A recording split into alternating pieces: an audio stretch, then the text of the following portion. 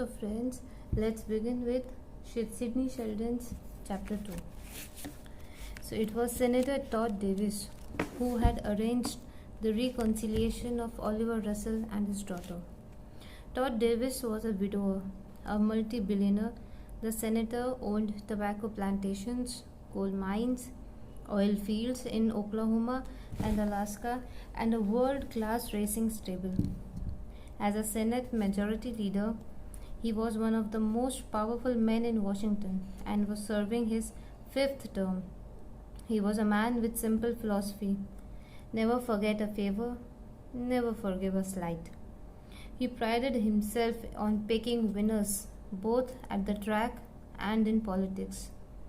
And early on, he had spotted Oliver Russell as a comer. The fact that Oliver might marry his daughter was an unexpected plus, until, of course, Jan foolishly called it off. When the senator heard the news of the impending wedding between Oliver Russell and Leslie Stewart, he found it very disturbing. Very disturbing. Senator Davis had first met Oliver Russell when Oliver handled a legal matter for him. Senator Davis was impressed. Oliver was intelligent, handsome, and articulate with a boyish charm that drew people to him. The senator arranged to have lunch with Oliver on a regular basis, and Oliver had no idea how carefully he was being assessed. A month after meeting Oliver, Senator Davis sent for Peter Tager. I think we found our next governor. Tager was an earnest man who had grown up in a religious family. His father was a history teacher and his mother was a housewife, and they were devout churchgoers. When Peter Tager was 11, he had been traveling in a car with his parents and a younger brother when the brakes of the car failed. There had been a deadly accident. The only one who survived was Peter, who lost an eye. Peter believed that God had spared him so that he could spread his word. Peter Tager understood the dynamics of politics better than anyone Senator Davis had ever met. Tager knew where the votes were and how to get them. He had an uncanny sense of what the public wanted to hear and what it had gotten tired of hearing. But even more important to Senator Davis was the fact that Peter Tager was a man he could trust, a man of integrity. People liked him. The black eye patch he wore gave him a dashing look. What mattered to Tager more than anything in the world was his family. The senator had never met a man so deeply proud of his wife and children. When Senator Davis first met him, Peter Tager had been contemplating going into the ministry. So many people need help, Senator. I want to do what I can. But Senator Davis had talked to him out of the idea. Think of how many more people you can help by working for me in the Senate of the United States. It had been a felicitous choice. Tager knew how to get things done. The man I have in mind to run for governor is Oliver Russell. The attorney? Yes, he's a natural. I have a hunch if we get behind him, he can't miss. Sounds interesting, Senator. The two of them began to discuss it. Senator Davis spoke to Jan about Oliver Russell. The boy has a hot future, honey. He has a hot past too, father. He is the biggest wolf in town. Now, darling, you mustn't listen to gossip. I've invited Oliver to dinner here Friday. The dinner on Friday evening went well. Oliver was a charming, and in spite of herself, Jan found herself warming to him. The senator sat at his place watching them, asking questions that brought out the best in Oliver. At the end of the evening, Jan invited Oliver to a dinner party the following Saturday, and Oliver responded, I'd be delighted. From that night on, they started seeing only each other. They'll be getting married soon, the senator predicted to Peter Tager. It's time we get Oliver's campaign rolling. Oliver was summoned to a meeting at Senator Davis' office. I want you to ask a question. The senator said, "How would you like to be the governor of Kentucky?" Oliver looked at him in surprise. I I haven't thought about it.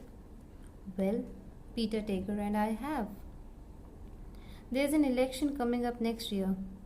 That gives us more than enough time to build you up. Let people know who you are. With us behind you, you can't lose.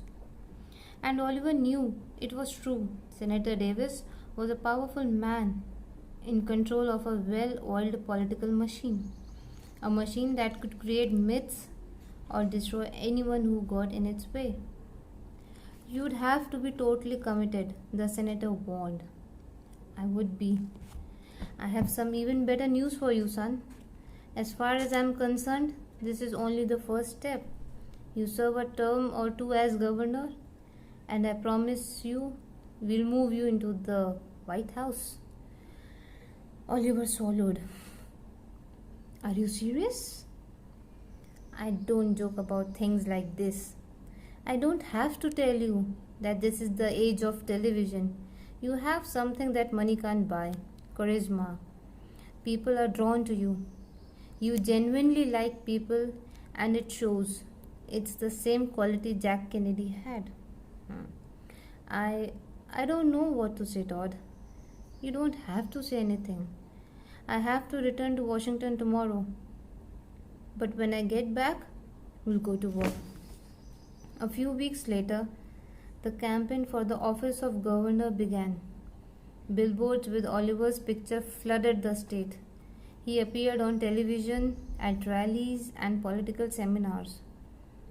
Peter Tager had his own private polls that showed Oliver's popularity increasing each week. He's up for another 5 points, he told the senator. He's only 10 points behind the governor, and we've still got plenty of time left. In another few weeks, they should be neck and neck.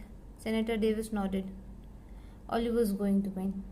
No question about it. Todd Davis and Jan were having breakfast. Has a boy proposed to you yet? Jan smiled. He hasn't come right out and asked me, but he's been hinting around. Well, don't let him hint too long. I want you to be married before he becomes governor. It will play better if the governor has a wife. Jan put her arms around her father. I'm so glad you brought him into my life. I'm mad about him. The senator beamed. As he makes you happy, I am happy. Everything was going perfectly. The following evening, when Senator Davis came home, Jan was in her room, packing, her face stained with tears. He looked at her. What's going on, baby? I'm getting out of here. I never want to see Oliver again as long as I live. Whoa, hold on. What are you talking about? She turned to him. I'm talking about Oliver. I'm talking about Oliver. Her tone was bitter. He spent last night in a motel with my best friend.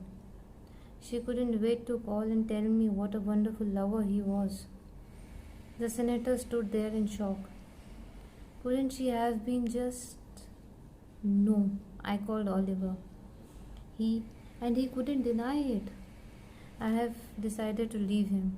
I'm going to Paris. Are you sure you are done? I am positive. And the next morning Jan was gone. The senator sent for Oliver.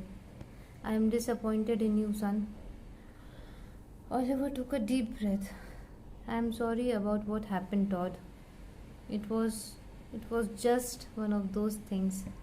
I had a few drinks and this woman came on to me and, well, it was hard to say no.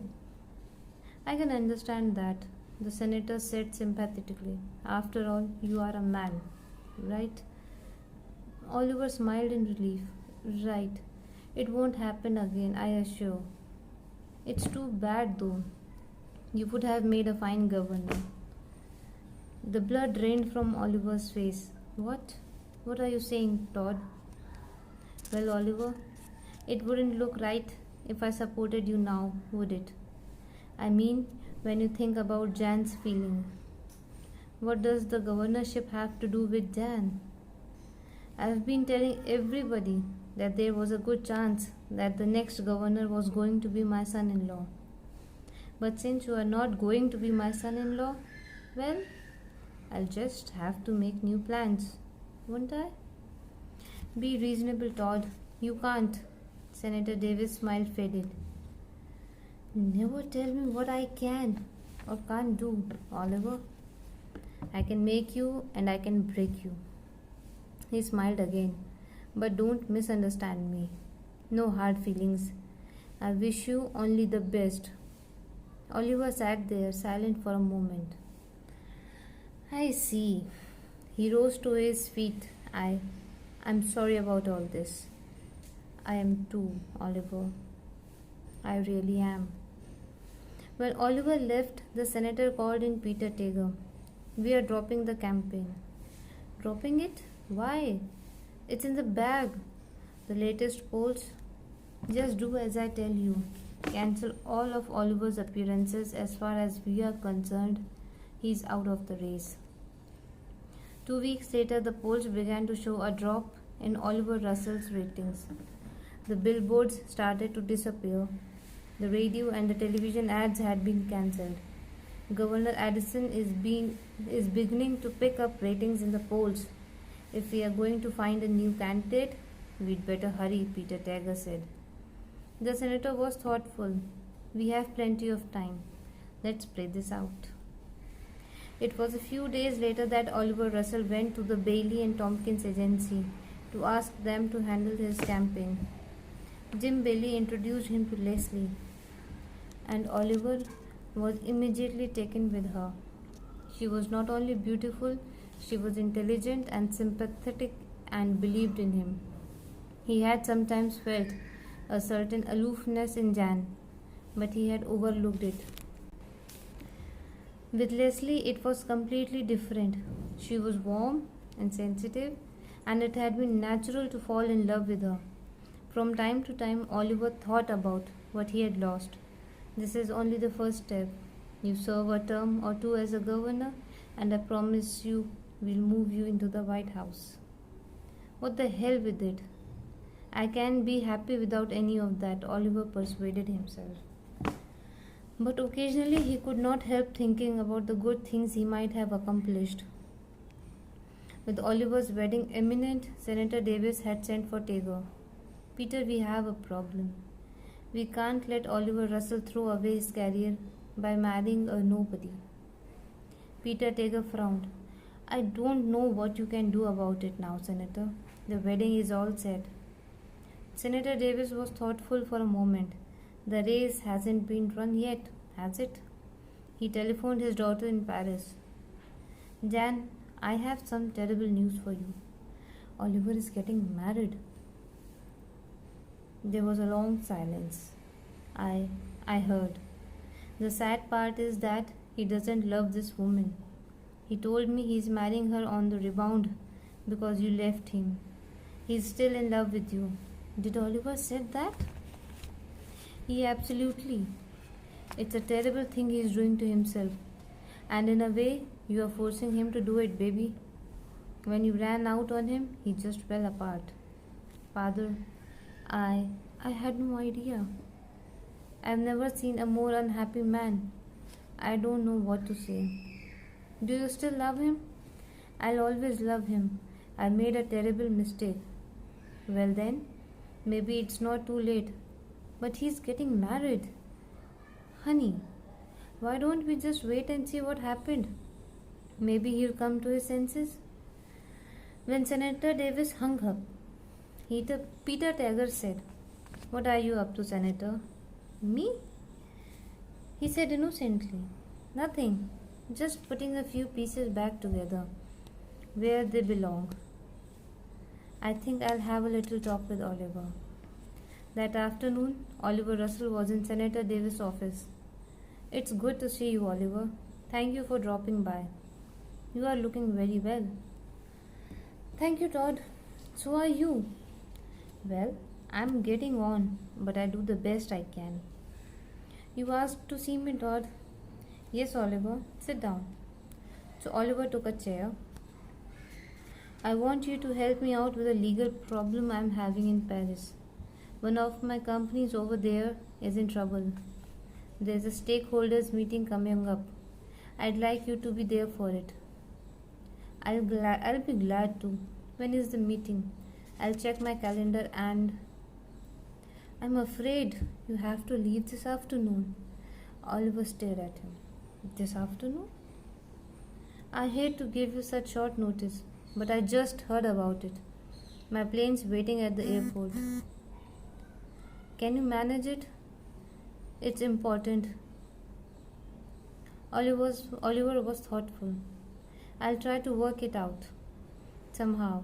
I appreciate that, Oliver. I knew I could count on you. He leaned forward. I'm really unhappy about what's been happening to you. Have you seen the latest polls? He sighed.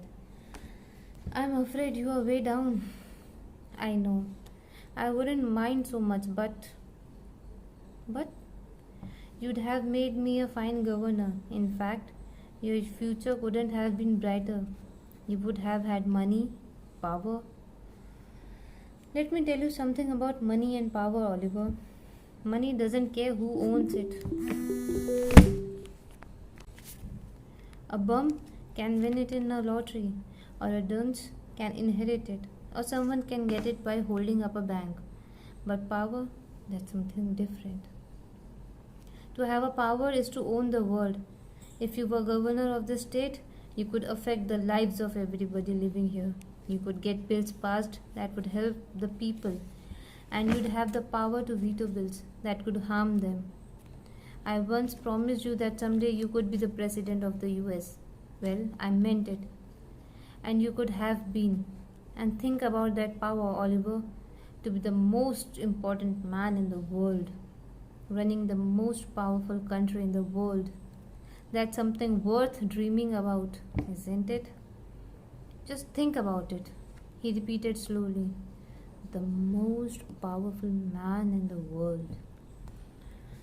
Oliver was listening, wondering where the conversation was leading. As though, in answer to Oliver's unspoken question, the senator said, And you let all that get away for a piece of pussy? I thought you were smarter than that, son. Oliver waited. Senator Davis said casually, I talked to Jan this morning. She's in Paris, at the Ritz. When I told her you were getting married, well, she just broke down and sobbed. I'm sorry, Todd. I really am. The senator sighed. It's just a shame that you two couldn't get together again. Todd, I'm getting married next week. I know, and I wouldn't interfere with that for anything in the world. I suppose I'm just an old sentimentalist, but to me, marriage is the most sacred thing on earth. You have my blessing, Oliver. I appreciate that. I know you do. The senator looked at his watch. Well, you'll want to go home and pack? The background and details of the meeting will be faxed to you in Paris. Oliver rose. Right. And don't worry. I'll take care of the things over there. I'm sure you will. By the way, I've booked you in at the Ritz. On Senator Davis' luxurious Challenger flying to Paris, Oliver thought about his conversation with the senator. But Oliver reassured himself. No, I'm getting married to a wonderful woman. We'll make each other happy, very happy. When Oliver arrived at the Transair executive jet base at the Le Bourget airport in Paris, there was a limousine waiting for him. Where to, Mr. Russell? The chauffeur asked. By the way, I've booked you in at the Ritz. Jan was at the Ritz. I would be smarter, Oliver thought. If I stayed at a different hotel, the Plaza Athene or the Muris, the chauffeur was looking at him expectantly. The Ritz, Oliver said. The least he could do was to apologize to Jan. He telephoned her from the lobby. It's Oliver. I'm in Paris. I know, Jan said. Father called me. I'm downstairs. I'd like to say hello if you. Come up. When Oliver walked into Jan's suite, he was still not sure what he was going to say. Jan was waiting for him at the door. She stood there a moment, smiling, then threw her arms around him and held him close. Father told me you were coming here. I'm so glad. Oliver stood there at a loss. He was going to have to tell her about Leslie, but he had to find the right words. I'm sorry what happened with us. I never wanted to hurt you. I've fallen in love with someone else. But I'll always. I have to tell you something, he said awkwardly. The fact is, as he looked at Jan, he thought of her father's word.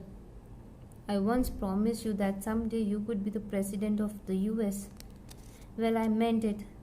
And think about the power, Oliver, to be the most important man in the world, running the most powerful country in the world. Yes, darling. And the words poured out as though they had a life of their own. I made a terrible mistake, Jan. I was a bloody fool. I love you, and I want to marry you. Oh, Oliver. Will you marry me, Jan? There was no hesitation. Yes, oh yes, my love. He picked her up and carried her into the bedroom, and moments later they were both in the bed, saying to each other, You don't know how much I have missed you, darling. I must have been out of my mind. Jan pressed close to his body and moaned. Oh, this feels so wonderful. It's because we belong together. Oliver sat up. Let's tell your father the news. She looked at him, surprised. Now? Yes. And I'm going to have to tell Leslie. 15 minutes later, Jan was speaking to her father. Oliver and I are going to be married. That's wonderful news, Jan. I couldn't be more surprised or delighted. By the way, the mayor of Paris is an old friend of mine. He's expecting your call. He'll marry you there. I'll make sure everything's arranged. But put Oliver on. Just a minute, father. Jan held out the phone to Oliver. He wants to talk to you. Oliver picked up the phone. Todd. Well, my boy, you've made me very happy. You've done the right thing. Thank you. I feel the same way. I'm arranging for you and Jan to be married in Paris. And when you come home, you'll have a big church wedding here at the Calvary Chapel. Oliver frowned. The Calvary Chapel? I don't think that's a good idea, Todd. That's where Leslie and I. Why don't we? Senator Davis' voice was cold. You embarrassed my daughter, Oliver, and I'm sure you want to make up for that. Am I right? There was a long pause. Yes, Todd. Of course. Thank you, Oliver. I look forward to seeing you in a few days. We have a lot to talk about, Governor. The Paris wedding was a brief civil ceremony in the mayor's office. When it was over, Jan looked at Oliver and said, Father wants to give us a church wedding at the Calvary Chapel. Oliver hesitated, thinking about Leslie and what it would do to her. But he had come too far to back down now. Whatever he wants. Oliver could not get Leslie out of his mind. She had done nothing to deserve what he had done to her. I'll call her and explain. But each time he picked up the telephone, he thought, how can I explain? What can I tell her? And he had no answer. He had finally gotten up the nerve to call her, but the press had gotten to her first, and he had felt worse afterwards. The day after Oliver and Jan returned to Lexington, Oliver's election campaign went back into high gear. Peter Taker had all set the wheels in motion, and Oliver became ubiquitous again on television, radio, and in the newspapers. He spoke to a large crowd at the Kentucky Kingdom Thrill Park and headed a rally at the Toyota Motor Plant in Georgetown. He spoke at the 20,000 square foot mall in Lancaster, and that was only the beginning. Peter Tager arranged for a campaign bus to take Oliver around the state. The bus toured from Georgetown down to Stanford and stopped at Frankfort, Versailles, Winchester, Louisville. Oliver spoke at the Kentucky Fairground and at the Exposition Center.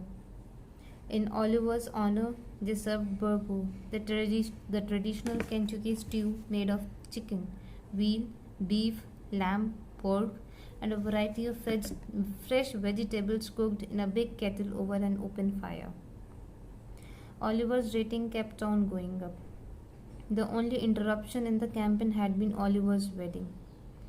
He had seen Leslie at the back of the church, and he had an uneasy feeling. He talked about it with Peter Tager. "You don't think Leslie would try to do anything to hurt me, do you?" "Of course not. And even if she wanted to, what could she do?" "Forget her." Oliver knew that Tager was right. Things were moving along beautifully. There was no reason to worry. Nothing could stop him now. Nothing. On election night, Leslie Stewart sat alone in her apartment, in front of a television set, watching the returns. Oliver's lead kept mounting. Finally, at 5 minutes before midnight, Governor Edison appeared on television to make his concession speech. Leslie turned off the set. She stood up, took a deep breath. "Weep no more, my lady. Oh, weep no more today. We will sing one song for the old Kentucky home, for the old Kentucky home far. It was time." So this was chapter 2 of Sidney Sheldon. Stay tuned for chapter 3.